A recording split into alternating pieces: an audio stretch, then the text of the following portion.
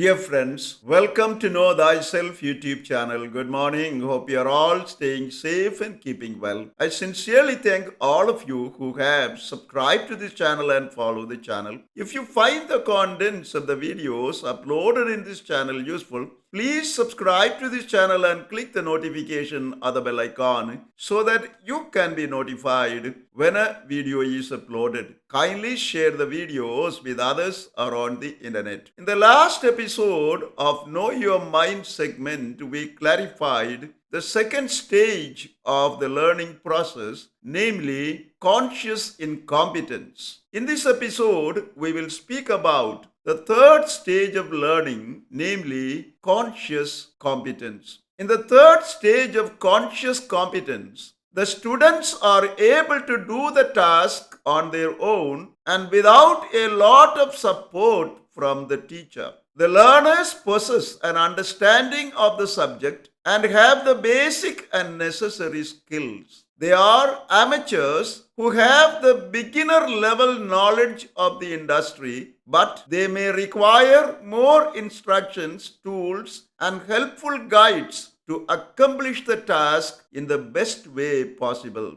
Thus, at this stage, the learners become familiar with the subject or have acquired the needed skills, even though they are not proficient enough to develop it as an automatic reflex or habit. We can look at the stage of conscious competence in this way. A person has learned in theory about the given topic or skill and can apply the theory in practice in the context of the given concrete situation to some extent, even though the person needs more practice to achieve greater proficiency and what is learned to become habitual. Hence, in the stage of conscious competence, the students still need to focus very hard on the task to minimize errors in knowledge and mistakes in performance of the skill,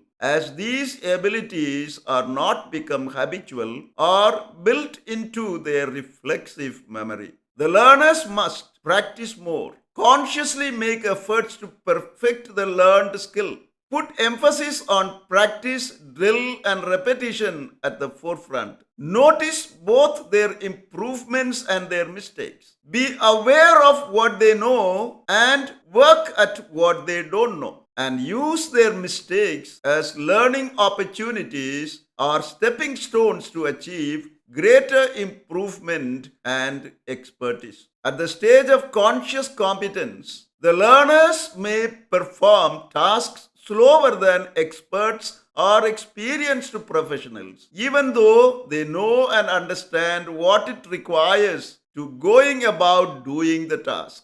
To move forward in this stage takes effort and hard work. Let us give a few examples to illustrate the third stage of conscious competence. First, a learner driver who knows the theory behind driving and has put in a few hours of required driving practice. However, he still may have some trouble changing gears and needs to repeat under his breath the steps he needs to follow when starting or turning off a car. Second, an employee who is a new recruit may perform tasks under the guidance of the manager or do the task using a checklist to remember the steps involved in completing the task. Over time, he would become proficient in the knowledge or skill. Third, a little boy who has a beginner level knowledge and practical skill about riding a bicycle carefully steers and balances and pedals while thinking of what he is doing step by step. Over time, practice would make him a better bicycle rider. Generally, at the stage of conscious competence, students are hopeful and positive as they begin to see results in achieving the goals of their learning process. However, they must cultivate the attitudes of determination and perseverance to get over the hurdles and problems that may occur on the way.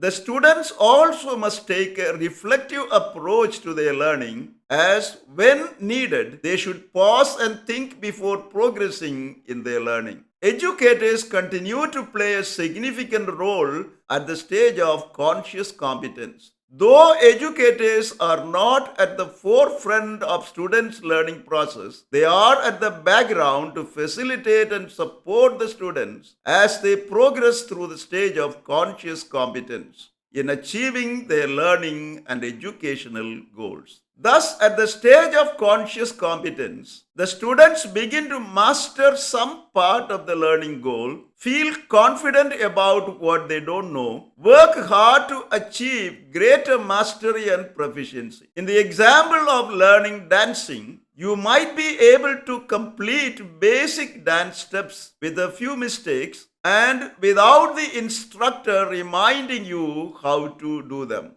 Persistent practice and skill repetition are the keys to achieving the learning goal of this stage. In the next episode, we will take up for consideration the fourth stage of learning, namely unconscious competence. Thank you for watching this video. Stay blessed until we see you again with another video.